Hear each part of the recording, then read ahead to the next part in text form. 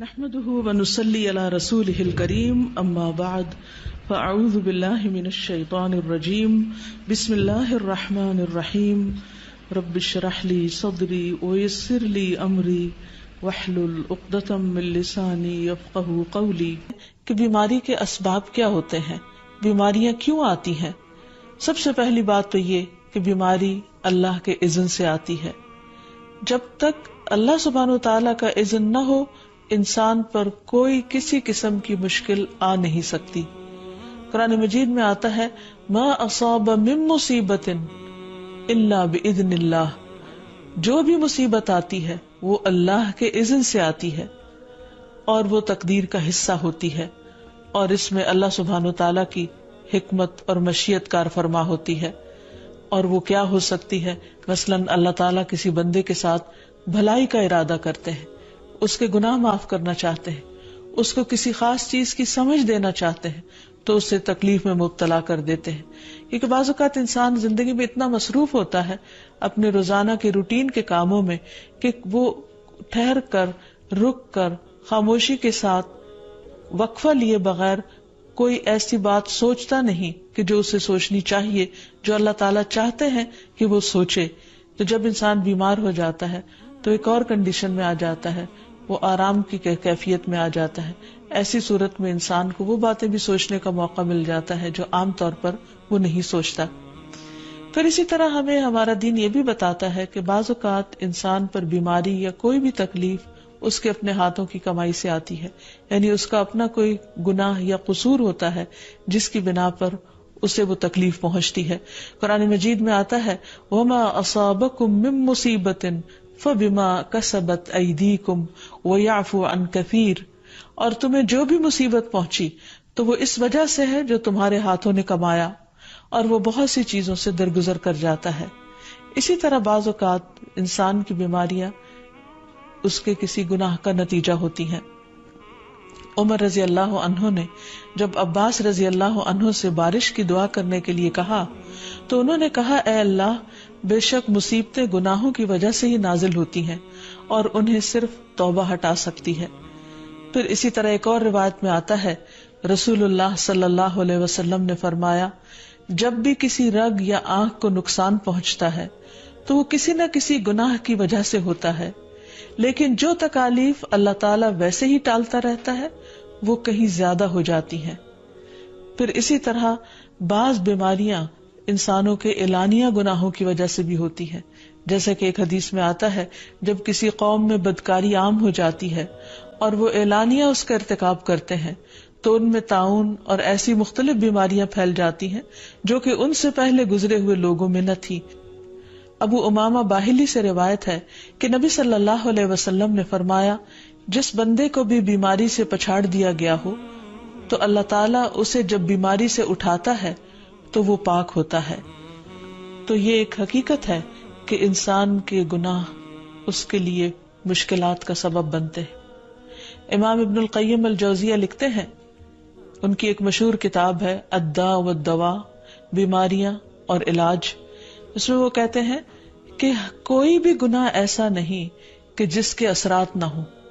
انسان سے چھوٹی یا بڑی جو بھی کوئی غلطی صادر ہوتی ہے اس کے نتیجے میں کچھ نہ کچھ اثرات اس کی زندگی پر ضرور پڑتے ہیں. ہاں اگر اللہ تعالیٰ معاف کر دے تو وہ اور بات ہے، ورنہ ہر گناہ کی ایک تاثیر ہوتی ہے، اور ان تاثیرات میں سے ایک چیز یہ ہے کہ انسان مختلف قسم کی بیماریوں میں مبتلا ہو جاتا ہے. اسی لیے ہم دیکھتے ہیں کہ جب انسان بیماری میں مبتلا ہوتا ہے تو اللہ تعالیٰ اس بیماری کو اس کے گناہوں کا کفارہ بنا دیتے ہیں. جیسے حدیث میں آتا ہے کہ جس مسلمان کو کانٹا چبھے یا اس سے زیادہ کوئی تکلیف پہنچتی ہے تو اللہ تعالیٰ اس کے ذریعے اس کے گناہوں کو اس طرح دور کر دیتا ہے جس طرح درخت سے اس کے پتے جھڑتے ہیں.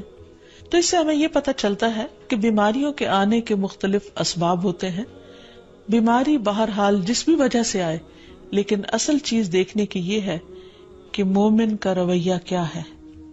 مومن کو اگر کوئی کانٹا بھی چبھتا ہے تو وہ اس پر صبر کرتا ہے. اس لیے بیماری یا تکلیف کے آنے پر انسان کو اللہ سے راضی رہنا چاہیے، شکوہ نہیں کرنا چاہیے، کیونکہ جو اللہ سے راضی ہو جاتا ہے کسی آزمائش پر، اللہ تعالیٰ بھی اس سے راضی ہو جاتا ہے۔ پھر اسی طرح اللہ تعالیٰ کا شکر ادا کرنا چاہیے، کیونکہ بیماری اس سے زیادہ شدید بھی ہو سکتی تھی، لہذا انسان کو اللہ تعالیٰ جس حال میں رکھے انسان اس پر شکر گزار رہے۔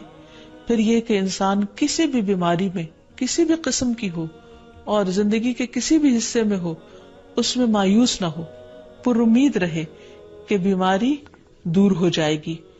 پھر اسی طرح اگر بیماری طول پکڑ جائے تو انسان کو گھبرانا نہیں چاہیے، کیونکہ ہر گزرنے والا لمحہ انسان کے درجات میں اضافے کا سبب بنتا ہے اور اس کے گناہ مسلسل جھڑتے چلے جاتے ہیں حتیٰ کہ انسان بالکل پاک صاف ہو جاتا ہے۔ پھر اسی طرح انسان کو بیماری کی حالت میں دوسروں سے شکوے شکایات نہیں کرنی چاہیے، کیونکہ بیماری اللہ کے اذن سے آتی ہے، اور جب انسان ہر ایک کے آگے رونے لگتا ہے تو گویا وہ اللہ تعالیٰ کا شکوہ کر رہا ہوتا ہے، جو چیز اللہ تعالیٰ کو پسند نہیں۔ پھر اسی طرح منہ سے برے الفاظ نہیں نکالنے چاہیے، بیماریوں کو کوسنا نہیں چاہیے، اور پھر ایسے الفاظ نہیں ادا کرنے چاہیے کہ مجھے لگتا ہے کہ اس بیماری میں میری زندگی چلی جائے گی، یا یہ کہ کسی مریض کی عیادت کے لیے جا کر اس کو اس قسم کی بات نہیں کرنی چاہیے، خواہ کتنی ہی خطرناک بیماری کیوں نہ ہو، ہمیشہ اسے امید دلانے چاہیے، کیونکہ مایوسی کے الفاظ اور برے بھلے اور منفی قسم کی باتیں اللہ تعالیٰ کو پسند نہیں، اور انسان ویسے بھی جیسے سوچتا ہے پھر اس کے ایکشن اس کے مطابق ہونے لگتے ہیں۔ اللہم انا نعوذ بک من منکرات الاخلاق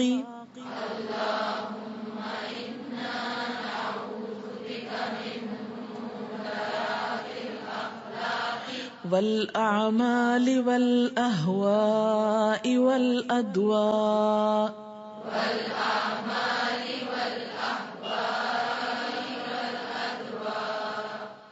اللہم اے اللہ، انا نعوذ بکا بے شک ہم آپ کی پناہ چاہتے ہیں، من منکرات الاخلاق اخلاق کی برائیوں سے یا اخلاقی برائیوں سے، برے اخلاق سے، والاعمال اور برے اعمال سے، والاہواء اور بری خواہشات سے، والادواء اور بری بیماریوں سے۔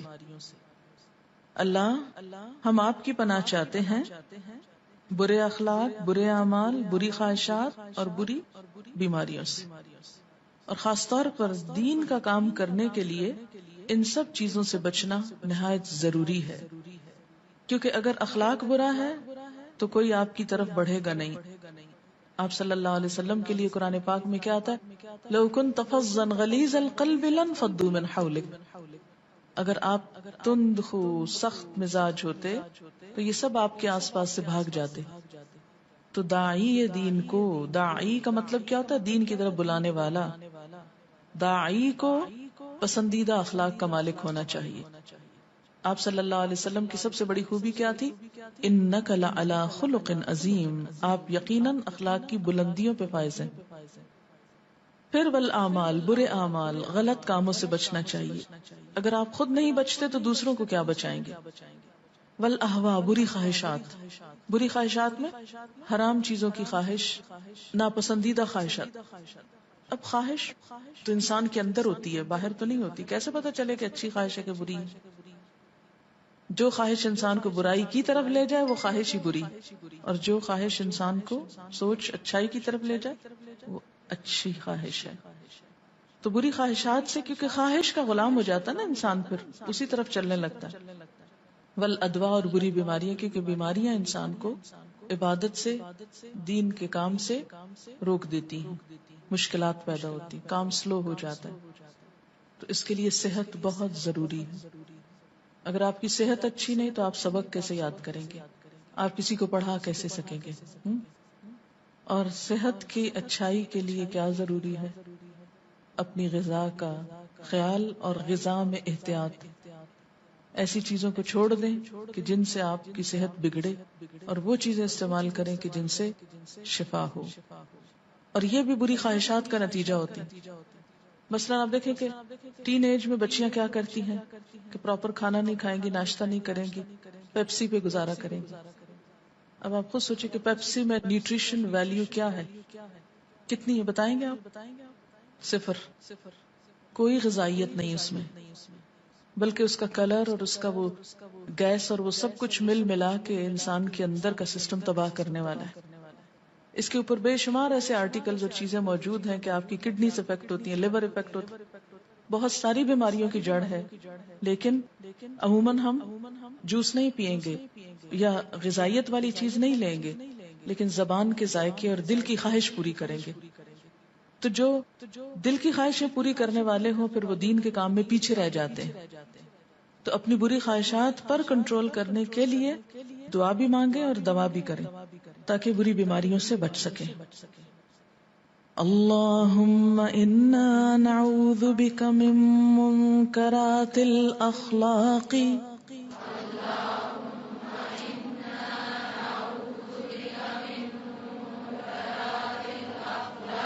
والاعمال والاہواء والادواء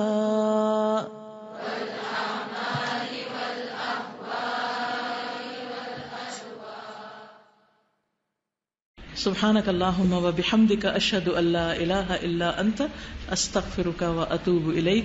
السلام علیکم ورحمۃ اللہ وبرکاتہ۔